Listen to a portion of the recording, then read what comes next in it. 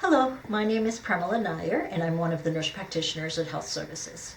In this video, I'm going to talk to you about what to expect during a first pelvic exam, which hopefully will help demystify it for you. Many women confuse pap smears with pelvic exams. They're in fact not the same thing. A pelvic exam is when a medical provider does an exam of the vagina with a speculum, which I'll show you in a minute, and which sometimes also includes what's called a bimanual exam, where the vagina and cervix are checked with a gloved finger. The most common reason to do a pelvic exam is for a pap smear, which is a screening test for cervical cancer and which is recommended beginning at age 21. But there are other reasons to do a pelvic exam, such as unusual vaginal discharge, lower abdominal pain, or unusual bleeding. For a pelvic exam, you will need to lie down on an exam table such as this, and typically we will have you put your feet into these stirrups, which are padded.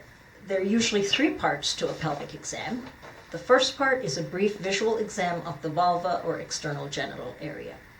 Second is the speculum exam. This is what a speculum looks like. The ones we use are plastic and are warmed before we use them. This is the only part of the speculum that goes into the vagina. The rest remains outside. Now, assuming this is the entrance to the vagina, the speculum is inserted this way. Most women, when they feel the speculum against the vagina, will start to reflexively tighten their muscles. This is a normal response, but we can help you with slow breathing or some relaxation strategies so that you can release any tension you may feel and stay as comfortable as possible.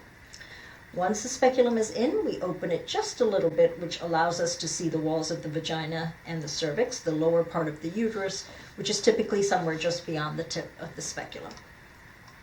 Once we're done with the speculum exam, the provider might choose to do a bimanual exam, which I explained earlier, which can be helpful with evaluating pain or bleeding. A pap smear is part of a well-woman exam where we might include other components of a general physical, such as a breast exam. During the pelvic exam, we collect cells from your cervix, which are sent to the lab and analyzed with a microscope for any atypical or precancerous cells.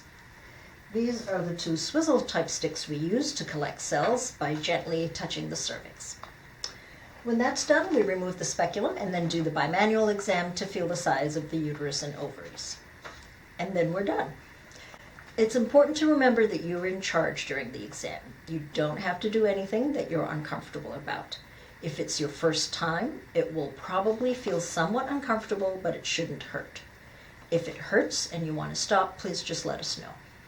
One other thing, we try to take as long as you need with these exams. So if you believe you're due for a pap smear or have a reason to have a pelvic exam, please let the receptionist or nurse know when you call for an appointment. That way we can be sure that enough time is allowed for the exam. We hope you found this helpful. Thank you for watching, and we look forward to meeting you and answering whatever questions you may have.